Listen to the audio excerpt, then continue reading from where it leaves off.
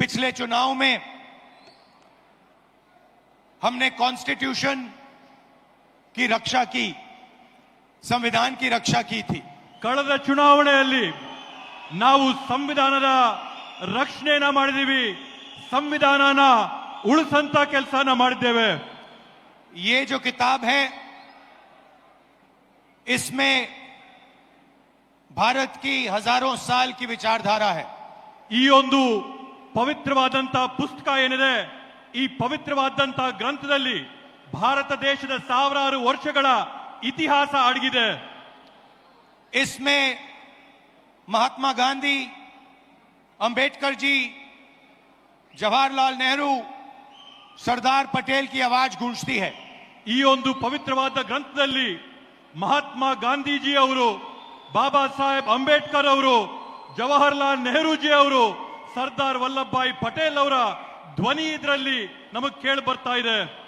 मगर इस किताब में बसवना जी, नारायण गुरु, फूले जी, इनकी भी आवाज गूंजती है। ಹಾಗೇನೆ ಈ ಒಂದು ಗ್ರಂಥದಲ್ಲಿ ಬಸವಣ್ಣ ಅವರ ಧ್ವನಿ, ಫುಲೆ ಅವರ ಧ್ವನಿ, ಎಲ್ಲರ ಧ್ವನಿ ಕೂಡ ಕೇಳಿ ಬರ್ತಾ ಇದೆ. और इसकी नींव, इसका foundation one man one vote. ಈ ಒಂದು ಪುಸ್ತಕದ ಮೂಲಭೂತ ಅಡಿಪಾಯ ಏನಂತಂದ್ರೆ ಒಬ್ಬ ಮನುಷ್ಯನಿಗೆ ಒಂದೇ ಮತ ಅನ್ನಂತದ್ದು ಅದರ ಅಡಿಪಾಯ. हर हिंदुस्तानी नागरिक को यह संविधान एक वोट का अधिकार देता है। ಪ್ರತಿಯೊಬ್ಬ ಭಾರತೀಯ ಪ್ರಜೆಗೂ ಕೂಡ ಈ ಸಂವಿಧಾನ ಪುಸ್ತಕದ ಮುಖಾಂತರವಾಗಿ ಒಂದೇ ಒಂದು ಮತದ ಹಕ್ಕು ಎಲ್ಲರಿಗೂ ಕೂಡ ಕೊಡುವಂತದ್ದು. पिछले चुनाव में बीजेपी ने कहा, मोदी जी ने, इनके नेताओं ने इस पर आक्रमण किया। ಕಳೆದ ಚುನಾವಣೆಯಲ್ಲಿ ಬಿಜೆಪಿಯ ಮುಖಂಡರುಗಳು, ನರೇಂದ್ರ ಮೋದಿಜಿ ಅವರು, ಅವರ ಪಕ್ಷದ ಕಾರ್ಯಕರ್ತರು ಈ ಒಂದು ಪವಿತ್ರವಾದಂತಹ ಗ್ರಂಥದ ಮೇಲೆ ಬೇರೆ ಬೇರೆ ರೀತಿಯಾದಂತಹ ಪ್ರಹಾರಗಳನ್ನ ಮಾಡಿದ್ದಾರೆ. हिंदुस्तान की संस्थाओं को खत्म करके इस पर आक्रमण किया। ಭಾರತ ದೇಶದ ವಿವಿಧವಾದಂತಹ ಸಂಸ್ಥೆಗಳನ್ನ ಅದರ ಮೇಲೆ ಪ್ರಹಾರ ಮಾಡಿ ಈ ಒಂದು ಸಂವಿಧಾನನ ಮುಗಿಸಂತ ಷಡ್ಯಂತ್ರ ಪ್ರಯತ್ನ ಮಾಡಿದ್ರು. पिछले चुनाव में हमारे सामने एक सवाल उठा। ಕಳೆದ ಚುನಾವಣೆಯಲ್ಲಿ ನಮ್ಮೆಲ್ಲರ ಮುಂದೆ ಒಂದು ಪ್ರಶ್ನೆ ಉದ್ಭವಿಸಿತು. लोकसभा का चुनाव हुआ, उसके बाद महाराष्ट्र का चुनाव होता है।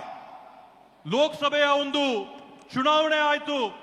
ಆ ಲೋಕಸಭೆಯ ಚುನಾವಣೆಯ ಬೆನ್ನಲ್ಲೇನೆ ಮಹಾರಾಷ್ಟ್ರ ರಾಜ್ಯದಲ್ಲಿ ಅಲ್ಲಿನ ವಿಧಾನಸಭೆಯ ಚುನಾವಣೆ ಆಯ್ತು. लोकसभा में हमारा गठबंधन महाराष्ट्र के चुनाव को जीतता है। ಮಹಾರಾಷ್ಟ್ರದ ಲೋಕಸಭೆಯ ಚುನಾವಣೆಯಲ್ಲಿ ನಮ್ಮ ಇಂಡಿಯಾ ಮೈತ್ರಿಕೂಟ ಅಲ್ಲಿರ್ತಕ್ಕಂಥ ಚುನಾವಣೆಯಲ್ಲಿ ಜಯನ ಸಾಧಿಸುತ್ತೆ. और फिर 4 महीने बाद बीजेपी महाराष्ट्र में विधानसभा जीतती है। ಅದಾದ ನಂತರ ಕೇವಲ 4 ತಿಂಗಳೊಳಗೆ ಬಿಜೆಪಿಯಲ್ಲಿ ವಿಧಾನಸಭೆಯ ಚುನಾವಣೆಯಲ್ಲಿ ಗೆಲುವನ್ನ ಸಾಧಿಸುತ್ತೆ. आश्चर्यजनक नतीजा था। ಇವತ್ತು ಅದರ ಪರಿಣಾಮ ಏನಾಗಿದೆ? हमने पता लगाया तो पता लगा कि 1 करोड़ नए वोटरों ने वोट किया विधानसभा में। ಇವತ್ತು ನಾವು ಆ ಒಂದು ಫಲಿತಾಂಶದಲ್ಲಿ ಪತ್ತೆ ಹಚ್ಚಿದ್ದೇನಂತಂದ್ರೆ ವಿಧಾನಸಭೆಯ ಚುನಾವಣೆಯಲ್ಲಿ ಹೊಸದಾಗಿ 1 ಕೋಟಿ ಜನ ಮತದಾನ ಮಾಡಿದ್ದಾರೆ ಅಂತ ಹೇಳಿ. 1 करोड़ नए लोग जिन्होंने लोकसभा में अपना वोट नहीं डाला था, जादू से ये विधानसभा में वोट डालने निकल आए। 1 ಕೋಟಿ ಜನ ಲೋಕಸಭೆಯ ಚುನಾವಣೆಯಲ್ಲಿ ಯಾರು ಮತ ಹಾಕಿರ್ಲಿಲ್ವೋ ಆ ಜನ 1 ಕೋಟಿ ಜನ ಹೊಸದಾಗಿ ಮಹಾರಾಷ್ಟ್ರದಲ್ಲಿ ನಡೆದಂತ ವಿಧಾನ ಪರಿಷತ್ತಿನ ಚುನಾವಣೆಯಲ್ಲಿ मतदान ಮಾಡಿರತಕ್ಕಂತದ್ದನ್ನ ನಾವು ಗಮನಿಸಿದ್ದೇವೆ. और जहां भी ये नए वोटर आए वहां पर बीजेपी चुनाव जीती. ಅದರ ನೇರವಾದಂತ ಪ್ರತಿಫಲ ಏನಾಗುತ್ತಂತಂದ್ರೆ ಆ ಚುನಾವಣೆಯಲ್ಲಿ ಬಿಜೆಪಿ ಪಕ್ಷ ಜಯನ ಸಾಧಿಸುತ್ತೆ. हमारे गठबंधन के वोट कम नहीं हुए.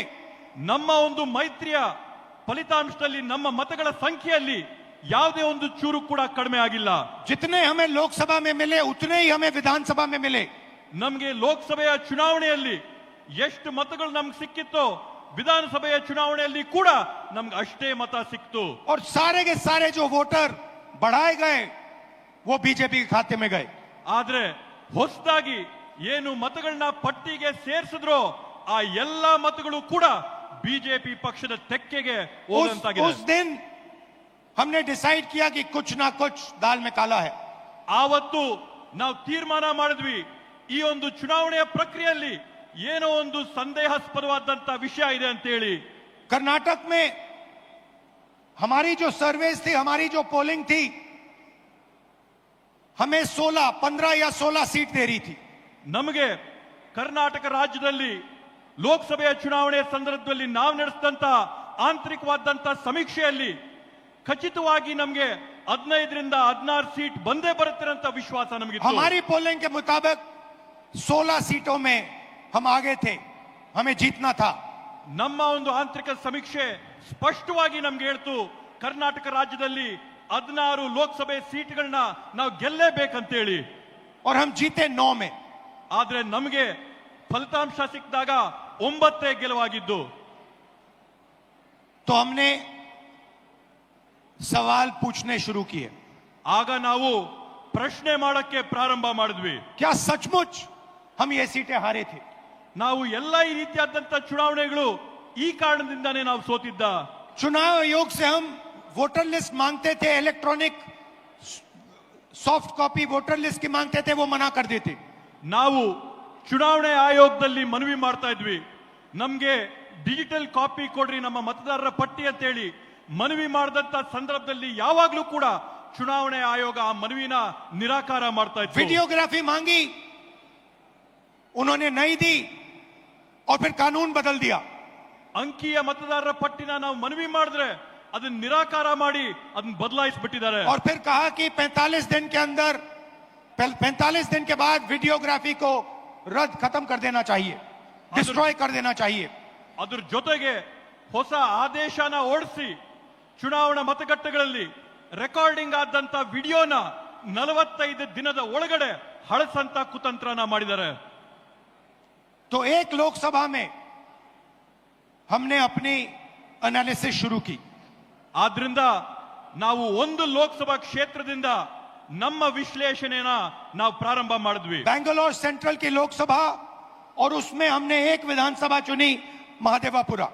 ಬೆಂಗಳೂರು ಕೇಂದ್ರ ಬ್ಯಾಂಗ್ಳೂರ್ ಸೆಂಟ್ರಲಿನ ಲೋಕಸಭೆ ಕ್ಷೇತ್ರದಲ್ಲಿ ಒಂದು ವಿಧಾನಸಭೆಯ ಕ್ಷೇತ್ರವಾದಂತ ಮಹದೇವಪುರ ಕ್ಷೇತ್ರದ ಫಲಿತಾಂಶನ ನಾವು ವಿಶ್ಲೇಷಣೆ ಮಾಡಿದ್ವಿ. और आपने मेरा कल प्रेस कॉन्फ्रेंस देखा होगा, उसमें हमने 100% साबित कर दिया है कि इलेक्शन कमीशन और बीजेपी ने मिलकर आपसे कर्नाटका से लोकसभा चुराई है. ನೀವು ನಿನ್ನೆ ನಾನು ಮಾಡಿದಂತ ಪತ್ರಿಕಾಗೋಷ್ಠಿಯಲ್ಲಿ ನೋಡಿರ್ಬೋದು.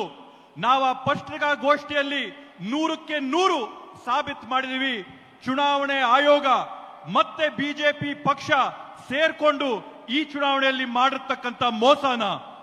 महादेवापुरा में 6.5 लाख वोट हैं असेंबली में. ಮಹದೇವಪುರ ಮತಕ್ಷೇತ್ರದಲ್ಲಿ 6.5 ಲಕ್ಷ ಮತಗಳಿವೆ. और उसमें से 1,250,000 वोट चोरी किए गए हैं. ಅದರಲ್ಲಿ 1,250,000 ಮತಗಳನ್ನ ಇವತ್ತು ಮತಗಳ್ಳತನ ಆಗಿದೆ ಅಂತ ಹೇಳಿ ಘಂಟಾಘೋಷವಾಗಿ ಹೇಳ್ತೀನಿ. मतलब 6 में से 1 वोट इन्होंने चोरी किया है. ಅದರ ಅರ್ಥ ಏನಂತಂದ್ರೆ 6 ಮತಗಳಲ್ಲಿ 1 ಮತನ ಇವ್ರು ಕಳ್ತನ ಮಾಡಿದಾರೆ ಅಂತ ಹೇಳಿ. 5 तरीके से चोरी की गई है. 5 ವಿಧಗಳಲ್ಲಿ ಈ ಮತಗಳ ಕಳ್ತನ ಆಗಿದೆ. डुप्लीकेट वोटर मतलब एक वोटर अनेक बार वोटिंग कर रहा है. ದ್ವಿಪ್ರತಿಯ ಮತದಾರರ ಏನು ಪಟ್ಟಿ ಇರ್ತದೆ ಅದರಲ್ಲಿ ಒಬ್ಬ ಮತದಾರ ಹಲವಾರು ಬಾರಿ ಅವರ ಹೆಸರುಗಳು ಮತಪಟ್ಟಿಯಲ್ಲಿ 4 ಬರ್ತಕ್ಕಂಥದ್ದು. अलग अलग पोलिंग बूथ में वोट डाल रहा है, 5-6 अलग पोलिंग बूथ में वोट डाल रहा है. 4-5 ಮತಗಟ್ಟೆಗಳಲ್ಲಿ ಅವನು ಹೋಗಿ ಮತದಾನ ಮಾಡಿ ಬರ್ತಾ ಇದ್ದಾನೆ. ऐसे तकरीबन 12,000 वोटर हैं. ಈ ರೀತಿಯಾದಂತದ್ದು ಸರಿಸಮಾನವಾಗಿ 12,000 ಮತಗಳು ಇವತ್ತು ನಾವು ಕಂಡಿದ್ದೇವೆ. फेक एंड इनवैलिड एड्रेस मतलब इनका पता नहीं है या फिर 0 नंबर एड्रेस है। ನಕಲಿ ಆದಂತ ವಿಳಾಸಗಳಲ್ಲಿ ಅವರ ವಿಳಾಸ ಸಿಗದೇ ಇದ್ದಂತವರು ಈ ಪಟ್ಟಿಗಳಲ್ಲಿದ್ದಾರೆ। तकरीबन 40,000 ऐसे वोट हैं। ಹತ್ತತ್ರ 40,000 ಈ ರೀತಿಯಾಗಿ ವಿಳಾಸ ಸಿಗದೇ ಇದ್ದಂತ ಮತದಾರರು ನಾವು ಗುರುತಿಸಿದ್ದೇವೆ। बल्क वोटर एक एड्रेस में, ಒಂದೇ ವಿಳಾಸದಲ್ಲಿ ದೊಡ್ಡ ಸಂಖ್ಯೆಯಲ್ಲಿ ಮತದಾರರ ನೋಂದಣಿಯಾಗಿರ್ತಕ್ಕಂಥದ್ದನ್ನ ನಾವು ಗುರುತಿಡಿದ್ದೇವೆ। एक बेडरूम का घर है और उसमें 40-50 लोग रहते हैं। ಒಂದೇ ಒಂದು ಕೊಠಡಿಯ ಮನೆ ಇದೆ, ಆ ಒಂದು ಕೊಠಡಿಯ ಮನೆಯಲ್ಲಿ 40, 50, 80 ಜನ ವಾಸ ಇದ್ದಾರೆ। और जब उनको वहां हम ढूंढने जाते हैं वहां पे कोई नहीं है। ಅಲ್ಲಿ ನಾವು ನಮ್ಮ ಜನನ ಕಳಿಸಿದಂತ ಸಂದರ್ಭದಲ್ಲಿ, ಅಲ್ಲಿ ನಾವು ಪರೀಕ್ಷೆ ಮಾಡಿದಂತ ಸಂದರ್ಭದಲ್ಲಿ ಅಲ್ಲಿ ನಮ್ಗೆ ಯಾರು ಕೂಡ ಸಿಗ್ಲಿಲ್ಲ। और घर का मालिक बीजेपी का लीडर। ಅಲ್ಲಿ ಯಾರಿದಾರಂತಂದ್ರೆ ಅಲ್ಲಿರ್ತಕ್ಕಂಥದ್ದು ಬಿಜೆಪಿ ಪಕ್ಷದ ಒಬ್ಬ ನಾಯಕ। इनवैलिड फोटोज 4000 वोट जिसमें फोटो है ही नहीं या इतनी छोटी फोटो है कि दिखाई नहीं देती। ಕೆಲವೊಂದು ಮತದಾರರ ಗುರುತಿನ ಚೀಟಿಯಲ್ಲಿ ಮತದಾರರ ಭಾವಚಿತ್ರನೇ ಸಿಕ್ಕಲ್ಲ। 4,000 ಈ ರೀತಿಯಾದಂತ ಪ್ರಕರಣಗಳನ್ನ ನಾವು ನೋಡಿದ್ದೇವೆ। और 34,000 तकरीबन 34,000 वोट जहां फॉर्म 6 को मिसयूज किया गया है। ಮತ್ತೆ ಅದ್ರ ಜೊತೆಗೆ ವಿಶೇಷವಾಗಿ ಸುಮಾರು 32,000 ಪ್ರಕರಣಗಳಲ್ಲಿ ಮತದಾರರ ಪಟ್ಟಿಯಲ್ಲಿ ನಮೂನೆ 6ರಲ್ಲಿ ಏನು ನೂತನವಾಗಿ ಮತನ ಹಾಕೋಬೇಕೋ ಅದರಲ್ಲಿ ನಾವು ಅವ್ಯವಹಾರ ಕಂಡಿದ್ದೇವೆ। फॉर्म 6 फर्स्ट टाइम वोटर्स के लिए होती है। ನಮೂನೆ 6 ಏನಿರುತ್ತೆ ಚುನಾವಣೆಯ ಪ್ರಕ್ರಿಯೆಯಲ್ಲಿ ಅದು ನೂತನವಾಗಿ ಮತದಾನ ಮಾಡೋರ್ಗೋಸ್ಕರ ಮೀಸಲು ಮಾಡಿರ್ತಕ್ಕಂಥ ನಮೂನೆ। 34,000 ऐसे लोग हैं जिनकी आयु किसी की 90 साल, किसी की 80, 81, 82। 34,000 ಈ ರೀತಿಯಾದಂತ ಜನ ಇದ್ದಾರೆ ಯಾರ ವಯಸ್ಸು 95 ವರ್ಷ ಆಗಿದೆ, 90 ವರ್ಷ ಆಗಿದೆ, 85 ವರ್ಷ ಆಗಿದೆ। ಈ ರೀತಿಯಾದಂತ 34,000 ಜನ ಅಲ್ಲಿದ್ದಾರೆ। इस प्रकार से 1 लाख वोट इलेक्शन कमीशन और बीजेपी ने चोरी किया है। ಈ ರೀತಿಯಲ್ಲಿ ಈ ಮಾದರಿಯಲ್ಲಿ ಬಿಜೆಪಿ ಪಕ್ಷ ಮತ್ತೆ ಚುನಾವಣೆ ಆಯೋಗ 1 ಲಕ್ಷ ಮತಗಳ ಕಳ್ತನನ ಮಾಡಿರ್ತಕ್ಕಂಥದ್ದು ನಾವು ನೋಡಿದ್ದೇವೆ। डुप्लीकेट वोटर्स में एक व्यक्ति कर्नाटक में वोट देता है, उसके बाद उत्तर प्रदेश में वोट देता है। ನಕಲಿ ಮತದಾರರ ಪಟ್ಟಿಯಲ್ಲಿ ನಾವು ನೋಡಿದೀವಿ, ನಕಲು ಮಾಡಿಕೊಂಡು ಒಬ್ಬೇ ಮತದಾರನು ಕರ್ನಾಟಕ ರಾಜ್ಯದಲ್ಲಿ ಮತ ಹಾಕ್ತಾನೆ, ಮಹಾರಾಷ್ಟ್ರದಲ್ಲಿ ಮತ ಹಾಕ್ತಾನೆ, ಯುಪಿ ರಾಜ್ಯದಲ್ಲಿ ಮತ वोट देने का ಹಾಕ್ತಾನೆ। अधिकार उसको बेंगलोर में है, लखनऊ में है, वाराणसी में है, अलग अलग जगह देश में ये लोग वोट डालने के लिए ऑथराइज्ड हैं। ಮತದಾನ ಮಾಡಂತ ಹಕ್ಕು ಈ ವ್ಯಕ್ತಿಗೆ ಬೆಂಗಳೂರಿನಲ್ಲಿದೆ, ಲಕ್ನೌನಲ್ಲಿದೆ, ವಾರಣಾಸಿನಲ್ಲಿದೆ। ಈ ದೇಶದ ವಿವಿಧ ಭಾಗಗಳಲ್ಲಿ ಮತದಾನ ಮಾಡಂತ ಹಕ್ಕನ್ನ ಈ ವ್ಯಕ್ತಿ ಕೊಟ್ಟಿದ್ದಾರೆ। मुझसे इलेक्शन कमीशन एफिडेविट मांगता है। ನನ್ನ ಹತ್ರಿಂದ ಇವತ್ತು ಚುನಾವಣೆ ಆಯೋಗ ಪ್ರಮಾಣ ಪತ್ರ ಕೇಳ್ತಾ ಇದ್ದಾರೆ। मुझसे कहता है कि मुझे ओथ लेना है। ಅವ್ರು ನನಗೆ ಕೇಳ್ತಾ ಇದ್ದಾರೆ, ನಿಮ್ ಮುಂದೆ ಬಂದು ಪ್ರಮಾಣ ಮಾಡಿ ಅಂತ ಹೇಳಿ। मैंने पार्लियामेंट के सामने, पार्लियामेंट के अंदर वोट लिया है, ನಾನು इस संविधान के सामने वोट लिया है, इस पर हाथ डाल के वोट लिया है, इस पे हाथ डालकर वोट लिया है। ನಾನು ಸಂಸತ್ ಭವನದಲ್ಲಿ ಪ್ರತಿಜ್ಞೆ ಮಾಡಿದ್ದೀನಿ, ಸಂಸತ್ನಲ್ಲಿ ಪ್ರತಿಜ್ಞೆ ಮಾಡಿದ್ದೀನಿ, ಈ ಸಂವಿಧಾನದ ಮೇಲೆ ನಾನು ಪ್ರತಿಜ್ಞೆ ಮಾಡಿದ್ದೀನಿ, ನಾನು ನುಡಿಯಂತದ್ದೆಲ್ಲ ಸತ್ಯ ಅಂತ ಪ್ರತಿಜ್ಞೆ ಮಾಡಿದ್ದೇನೆ। और आज जब हिंदुस्तान की जनता हमारे डेटा को लेकर इलेक्शन कमीशन के वेबसाइट पर सवाल पूछ रही है, तो इलेक्शन कमीशन ने अपना वेबसाइट बंद कर दिया। ಇವತ್ತು ನಮ್ಮ ದೇಶದ ಪ್ರಜೆಗಳು ನಮ್ಮ ಒಂದು ಪತ್ರಿಕಾಗೋಷ್ಠಿ ನೋಡಿದ ನಂತರ ಚುನಾವಣೆ ಆಯೋಗದ ವೆಬ್ಸೈಟ್ ಅಲ್ಲಿ ಪ್ರಶ್ನೆ ಮಾಡಕ್ಕೆ ಪ್ರಯತ್ನ ಮಾಡಿದ್ರೆ ಚುನಾವಣೆ ಆಯೋಗದ ವೆಬ್ಸೈಟ್ मध्य प्रदेश, राजस्थान, बिहार के वेबसाइट बंद कर दिए हैं। ಇವತ್ತು ಬೇರೆ ಬೇರೆ ರಾಜ್ಯಗಳ ವೆಬ್ಸೈಟ್, ಚುನಾವಣೆಯ ವೆಬ್ಸೈಟ್, ಬಿಹಾರದ ಚುನಾವಣೆಯ ವೆಬ್ಸೈಟ್ ಇವತ್ತು ಬಂದ್ ಮಾಡಿದ್ದಾರೆ।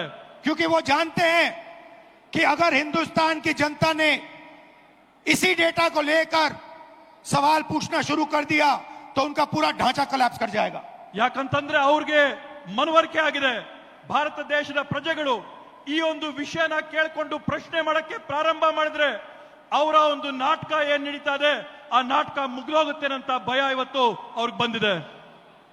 मैं यहां इस स्टेट से गारंटी देके कह रहा हूं हमारी मांग है कि इलेक्शन कमीशन हमें पूरी देश की इलेक्ट्रॉनिक वोटर लिस्ट दे। ನಾನು ಈ ವೇದಿಕೆ ಮುಖಾಂತರವಾಗಿ ಚುನಾವಣೆ ಆಯೋಗ ಮಾಡಿದಂತ ಮನವಿ ಏನಂತಂದ್ರೆ ಈ ದೇಶದಲ್ಲಿರ್ತಕ್ಕಂಥ ಎಲ್ಲ ಚುನಾವಣೆಯ ಪಟ್ಟಿಗಳನ್ನ ನಮ್ಗೆ ಎಲೆಕ್ಟ್ರಾನಿಕ್ ಫಾರ್ಮ್ ಅಲ್ಲಿ ಡಿಜಿಟಲ್ ಫಾರ್ಮ್ ಅಲ್ಲಿ ಕೊಡಿ ಅಂತ ಹೇಳಿ, वीडियोग्राफी के रिकॉर्ड्स दे। ಇವತ್ತೇನು ನೀವು ರೆಕಾರ್ಡಿಂಗ್ ಮಾಡ್ತೀರಾ ಮತಗಟ್ಟೆಗಳಲ್ಲಿ, ಆ ರೆಕಾರ್ಡಿಂಗ್ ಮಾಡಿದಂತ ಮಾಹಿತಿನ ನಮಗ್ ಕೊಡಿ ಅಂತ ಹೇಳಿ। और अगर ये हमें देंगे तो हम ये साबित कर लेंगे कि सिर्फ एक सीट नहीं चोरी हुई है। ಇವತ್ತಿನ ಮಾಹಿತಿ ನಮಗ್ ಕೊಟ್ರೆ ನಾವು ಸಾಬೀತ್ ಮಾಡಿ ತೋರಿಸ್ತೀವಿ ಇಲ್ಲಿ ಒಂದು ಮತ, ಇಲ್ಲಿ ಒಂದು ಸೀಟಿನ ಕಳ್ತನ ಆಗಿದೆ ಅಂತ ಹೇಳಿ। और सिर्फ कर्नाटका में नहीं चोरी हुई है, पूरे हिंदुस्तान में सीटें चोरी हुई हैं। ಈ ಕಳ್ತನ ಕೇವಲ ಕರ್ನಾಟಕ ರಾಜ್ಯದ ಒಂದರಲ್ಲೇ ಅಲ್ಲ, ಭಾರತ ದೇಶಾದ್ಯಂತ ಪೂರ್ತಿ ಈ ರೀತಿಯಾಗಿ ಮತಗಳ ಕಳ್ತನ ಆಗಿದೆ। इलेक्शन कमीशन बीजेपी का नहीं है, इलेक्शन कमीशन संविधान के लिए काम करता है। ಇವತ್ತು ಚುನಾವಣೆ ಆಯೋಗ ಏನಿದೆ ಬಿಜೆಪಿ ಅವರ ಪರವಾಗಿ ನಿಂತಿದೆ, ಎಲೆಕ್ಷನ್ ಕಮಿಷನ್ ಏನಿದೆ ಇವತ್ತು ಸಂವಿಧಾನದ ವಿರುದ್ಧವಾಗಿ ಇವತ್ತು ನಡ್ಕೋತಾ ಇದೆ। और कर्नाटक में सीट चोरी की गई है, एक लोकसभा को हमने जांच करके निकाला है। मैं कह सकता हूं कि एक से ज्यादा सीटें यहां चोरी हुई हैं। ಇವತ್ತು ಕರ್ನಾಟಕದಲ್ಲಿ ನಾವು ಒಂದು ಕ್ಷೇತ್ರನ ಪರಿಶೀಲನೆ ಮಾಡಿ ಆ ಕ್ಷೇತ್ರದಲ್ಲಿ ಆದಂತ ಕಳ್ತನನ ನಾವು ಸಾಬೀತು ಮಾಡಿದೀವಿ। 100ಕ್ಕೆ 100 ನಾನು ನಿಮ್ಗೆ ಆಶ್ವಾಸನೆ ಕೊಡ್ತೀನಿ, ಕರ್ನಾಟಕ ರಾಜ್ಯಾದ್ಯಂತ ನಾವು ಪರಿಶೀಲನೆ ಮಾಡಿದ್ರೆ ಒಂದಲ್ಲ ಹಲವಾರು ಉದಾಹರಣೆ ನಮ್ಗೆ ಸಿಗುತ್ತೆ ಅಂತ ಹೇಳಿ। जो कॉन्स्टिट्यूशन का फाउंडेशनल आइडिया है, वन मैन वन वोट, इस पर इलेक्शन कमीशन और उसके के सारे अफसर आक्रमण कर रहे हैं। इसका मतलब वो संविधान पर आक्रमण कर रहे हैं। ಇವತ್ತು ಸಂವಿಧಾನದ ಮೂಲ ಧ್ಯೇಯ ಏನಿದೆ, ಸಂವಿಧಾನದ ಮೂಲ ಧ್ಯೇಯ ಅಂದ್ರೆ ಒಬ್ಬ ವ್ಯಕ್ತಿಗೆ ಒಂದೇ ಮತ ಅನ್ನಂಥದ್ದು। ಚುನಾವಣೆ ಆಯೋಗದ ಅಧಿಕಾರಿಗಳು, ಅವರಲ್ಲಿರ್ತಕ್ಕಂಥ ಸಿಬ್ಬಂದಿ ವರ್ಗದವರು ಎಲ್ಲರೂ ಕೂಡ ಒಗ್ಗಟ್ಟಾಗಿ ಸೇರಿ ಈ ಸಂವಿಧಾನದ ಮೇಲೆ ಪ್ರಹಾರ ಮಾಡಿ ಅದ್ರ ಮೇಲೆ ಹಲ್ಲೆ ಮಾಡಿ हिंदुस्तान के गरीब जनता पर आक्रमण कर रहे हैं। ಕರ್ನಾಟಕ ರಾಜ್ಯದ ಭಾರತ ದೇಶದ ಬಡ ಜನರ ಮೇಲೆ ಆಕ್ರಮಣ ಮಾಡ್ತಾ ಇದ್ದಾರೆ। और मैं उनसे कहना चाहता हूं, अगर आप सोच रहे हो कि आप इस पर आक्रमण करके बचोगे तो फिर से सोचो। ನಾನು ಅವರೆಲ್ಲರಿಗೂ ಕೂಡ ಸ್ಪಷ್ಟವಾಗಿ ಒಂದು ಮಾತಾಡಕ್ಕೆ ಬಯಸ್ತೇನೆ, ನೀವು ಈ ಸಂವಿಧಾನದ ಮೇಲೆ ಪ್ರಹಾರ ಮಾಡಿ ನೀವು ಯಶಸ್ವಿ ಆಗ್ತೀರಾ ಅಂತಂದ್ರೆ ತಾವು ಮತ್ತೊಮ್ಮೆ ಆಲೋಚನೆ ಮಾಡಬೇಕು ಅಂತ ಒಂದು ವಾರ್ನಿಂಗ್ ನಿಮಗೆ ಕೊಡ್ತೀನಿ। टाइम लगेगा मगर हम आपको पकड़ेंगे। ಸಮಯ ಬರುತ್ತೆ, ಆದ್ರೆ ನಿಮ್ಗೆ ತಕ್ಕದಂತ ಪಾಠನ ಕಲಿಸ್ತೀವಿ, एक एक करके पकड़ेंगे, ಒಬ್ಬೊಬ್ಬರನ್ನ ಹುಡುಕಿ ನಿಮಗೆ ಪಾಠ ಕಲಿಸ್ತೀವಿ। मेरी बात याद रखना, ದೇಶಾದ್ಯಂತ ಹುಡುಕ್ ಕೊಡ್ತೀವಿ, क्योंकि आप अगर इस पर हमला करोगे तो हम आप पर हमला करेंगे। ನೀವು ಈ ಪವಿತ್ರ ಸಂವಿಧಾನದ ಮೇಲೆ ಹಲ್ಲೆ ಮಾಡಿದ್ರೆ ನೇರವಾಗಿ ನಾವು ನಿಮ್ಮ ಮೇಲೆ ಹಲ್ಲೆ ಮಾಡ್ತೀವಿ, ನಿಮ್ಮನ್ನ ಗುರಿ ಮಾಡ್ತೀವಿ। ये हिंदुस्तान की आवाज है, ಈ ಒಂದು ಪವಿತ್ರವಾದಂತ ಗ್ರಂಥ ಈ ದೇಶದ ಧ್ವನಿ। याद रखिए, नरेंद्र मोदी 25 सीट की मार्जिन से प्रधानमंत्री हैं। ತಾವು ನೆನಪಿಟ್ಕೋಬೇಕು, ನರೇಂದ್ರ ಮೋದಿ ಅವರು ಕೇವಲ 25 ಸೀಟುಗಳಿಂದ ಇವತ್ತು ಈ ದೇಶದ ಪ್ರಧಾನಮಂತ್ರಿ ಆಗಿದ್ದಾರೆ। एक सीट हमने दिखा दी कि चोरी हुई है, ಒಂದು ಸೀಟ್ ನಾವು ಸಾಬೀತು ಮಾಡಿ ತೋರಿಸಿದೀವಿ ಕಳ್ತನ ಆಗಿದೆ ಆ ಸೀಟ್ ಅಲ್ಲಿ ಅಂತ ಹೇಳಿ। 25 सीट वो 35,000 या कम वोटों से जीते हैं। 25 ಸ್ಥಾನಗಳನ್ನ ಅವರು 34,000ಕ್ಕಿಂತ ಕಡಿಮೆಯ ಅಂತರದಲ್ಲಿ ಇವತ್ತು ಜಯ ಸಾಧಿಸಿರೋದನ್ನ ನಾವು ನೋಡಿದೀವಿ। अगर हमें इलेक्ट्रॉनिक डेटा मिल जाए, हम साबित कर देंगे कि हिंदुस्तान का प्रधानमंत्री चोरी करके प्रधानमंत्री बना है।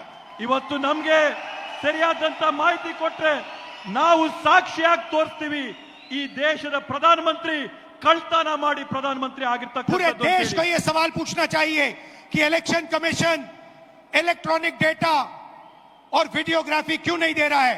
ಇವತ್ತು ಪೂರ್ತಿ ದೇಶ ಒಕ್ಕೊರಲಿನಿಂದ ಪ್ರಶ್ನೆ ಮಾಡಬೇಕಾಗಿದೆ, ಚುನಾವಣೆ ಆಯೋಗ ಡಿಜಿಟಲ್ ರೆಕಾರ್ಡ್ ನ ಮತ್ತೆ ರೆಕಾರ್ಡಿಂಗ್ಗಳನ್ನ, ವಿಡಿಯೋ ರೆಕಾರ್ಡಿಂಗ್ ನ ಯಾಕೆ ಕೊಡ್ತಾ ಇಲ್ಲ ಅಂತ ಹೇಳಿ। मैं लीडर ऑफ ऑपोजिशन हूं, मगर मैं अकेला नहीं बोल रहा हूं। ನಾನು ವಿರೋಧ ಪಕ್ಷದ ನಾಯಕನಾಗಿರ್ಬೋದು, ಆದ್ರೆ ನಾನು ಒಬ್ಬೊಂಟಿಗನಾಗಿ ಮಾತಾಡ್ತಾ ಇಲ್ಲ। हिंदुस्तान की सारी राजनीतिक ऑपोजिशन की पार्टियां ये सवाल पूछ रही हैं। ಈ ದೇಶದ ಎಲ್ಲ ರಾಜಕೀಯ ಪಕ್ಷಗಳು ಕೂಡ ನಮ್ಮ ಜೊತೆ ನಿಂತು ಇದನ್ನ ಪ್ರಶ್ನೆ ಮಾಡ್ತಾ ಇದ್ದಾರೆ। और इलेक्शन कमीशन को एकदम ये डेटा हमारे हवाले कर देना चाहिए। ಅದೇ ರೀತಿಯಲ್ಲಿ ಚುನಾವಣಾ ಆಯೋಗ ಈ ಕೂಡಲೇನೆ ಈ ಎಲ್ಲಾ ಮಾಹಿತಿಗಳನ್ನ ಬಹಿರಂಗಪಡಿಸಬೇಕು ಅಂತ ಹೇಳ್ತೇನೆ. कर्नाटक में जो हमने डेटा निकाला है वो एक क्राइम का एविडेंस है। ಕರ್ನಾಟಕ ರಾಜ್ಯದಲ್ಲಿ ನಾವು ತೆಗೆದಿರ್ತಕ್ಕಂತ ಮಾಹಿತಿ ಒಂದು ದೊಡ್ಡ ಕುತಂತ್ರದ ಸಾಕ್ಷಿಯಾಗಿ ಗುಡ್ಡ ಆಗಿ ನಿಂತಿದೆ. 6 महीने लगे हमें उस डेटा को निकालने के लिए। 6 ತಿಂಗಳಿನ ಕಾಲಾವಧಿ ಆಗಿದೆ ನಮ್ಗೆ ಆ ಮಾಹಿತಿನೆಲ್ಲ ಸಂಗ್ರಹ ಮಾಡೋದಕ್ಕೋಸ್ಕರ. इतना बड़ा कागजों की फाइल थी। 7 ಅಡಿ ಎತ್ತರದ ಕಾಗದಗಳ ಪತ್ರಗಳ ಪೇಪರ್ಗಳನ್ನ ಇವತ್ತು ನಾವು ಪರಿಶೀಲನೆ ಮಾಡಿದ್ದೇವೆ. एक फोटो को लाखों फोटो के सामने कंपेयर किया है।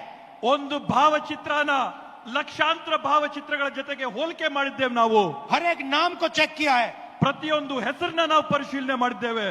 और हम मानते हैं कि हिंदुस्तान का पूरा जो डेटा है, इलेक्शन का डेटा है, वो एविडेंस है। ಇವತ್ತು ನಾವು ಹೇಳ್ತೀವಿ ಭಾರತ ದೇಶದಲ್ಲಿ ನಡೆದಿರ್ತಕ್ಕಂಥ ಚುನಾವಣೆಗಳಲ್ಲಿ ಇರ್ತಕ್ಕಂಥ ಮತಪಟ್ಟಿಗಳು ಇದಕ್ಕೆ ಸಾಕ್ಷಿಯಾಗಿವೆ. ಪ್ರತಿಯೊಂದು ಈ और अगर उसको किसी ने डिस्ट्रॉय किया तो वो एविडेंस को डिस्ट्रॉय कर रहा है। ಇವತ್ತು ನಾವು ಯಾರನ್ನೇ ಪ್ರಶ್ನೆ ಮಾಡಿದ್ರು ಕೂಡ ಅವರು ಈ ಸಾಕ್ಷಿನ ನಾಶ ಮಾಡಂತ ಕುತಂತ್ರದಲ್ಲಿದ್ದಾರೆ. और उस क्राइम को आगे बढ़ा रहा है। ಈ ರೀತಿಯಾದಂತ ಕುತಂತ್ರನ ಈ ತಪ್ಪುಗಳನ್ನ ಅವರು ಮುಂದುವರಿಸ್ತಾನೆ ಹೋಗ್ತಾ ಇದ್ದಾರೆ. और इलेक्शन कमीशन के लोगों को एक और बात माननी होगी, समझना होगा। ಇವತ್ತು ಎಲೆಕ್ಷನ್ ಚುನಾವಣೆ ಆಯೋಗದವರು ಜನರ ಹತ್ರದಿಂದ ಕೇಳಂತ ಮತ್ತೊಂದು ಪ್ರಶ್ನೆಗೆ ಉತ್ತರ ಕೊಡಬೇಕಾಗ್ತದೆ. हमें एक सीट की सच्चाई निकालने के लिए 6 महीने लगे। ನಮ್ಗೆ ಒಂದು ಸೀಟಿನ ವಾಸ್ತವಾಂಶ ತೆಗೆರಷ್ಟರಲ್ಲಿ 6 ತಿಂಗಳಿನ ಕಾಲಾವಧಿ ಬೇಕಾಗಿತ್ತು. मगर अगर आपने हमें डेटा नहीं दिया तो हम ये काम 1 नहीं 10, 15, 20, 25 सीटें में भी कर सकते हैं। ನೀವೇನಾದ್ರೂ ನಮ್ಗೆ ಈ ಮಾಹಿತಿನ ಕೊಟ್ಟಿಲ್ಲ ಅಂದ್ರೆ ನೇರವಾಗಿ ನಾವು ನಿಮ್ಗೆ ಹೇಳ್ತಾ ಇದೀವಿ, ಒಂದು ಕ್ಷೇತ್ರ ಅಲ್ಲ 5, 10, 15, 25 ಕ್ಷೇತ್ರಗಳಲ್ಲಿ ನಾವು ಈ ಮಾಹಿತಿನ ಸಂಗ್ರಹ ಮಾಡಿ ಬಹಿರಂಗ ಮಾಡ್ತೀವಿ. पेपर कॉपियां हैं हमारे पास, ನಮ್ಮ ಹತ್ರ ಮಾಹಿತಿ ಇದೆ ಇದ್ರ ಬಗ್ಗೆ. आप छुपा नहीं सकते ನೀವು ಇದನ್ನ ಯಾವುದೇ ಕಾರಣಕ್ಕೂ ಬಚ್ಚಿಡಕ್ಕಾಗಲ್ಲ, ಮುಚ್ಚಿಡಕ್ಕಾಗಲ್ಲ. और आप छुप नहीं सकते। ನೀವು ಸುಮ್ಮನೆ ಕೂಡ ಇರಕ್ ಸಾಧ್ಯವಿಲ್ಲ. एक ना एक दिन आपको ऑपोजिशन का सामना करना पड़ेगा। ಒಂದಲ್ಲ ಒಂದಿನ ನೀವು ವಿರೋಧ ಪಕ್ಷಗಳನ್ನ ಎದುರಿಸಲೇಬೇಕಾಗುತ್ತೆ ಅಂತ ಹೇಳ್ತೀನಿ ಈ ಸಂದರ್ಭದಲ್ಲಿ. हर ऑफिसर को और इलेक्शन कमिश्नर को यह बात अच्छी तरह समझ लेनी चाहिए।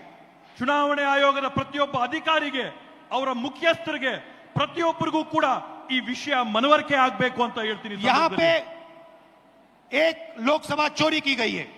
ಇಲ್ಲೇ ಒಂದು ಚುನಾವಣೆಯ ಫಲಿತಾಂಶನ ಕಳ್ತನ ಮಾಡಿದಂತಾಗಿದೆ. ये एक क्रिमिनल एक्ट है, कर्नाटक की जनता के खिलाफ एक क्रिमिनल एक्ट है।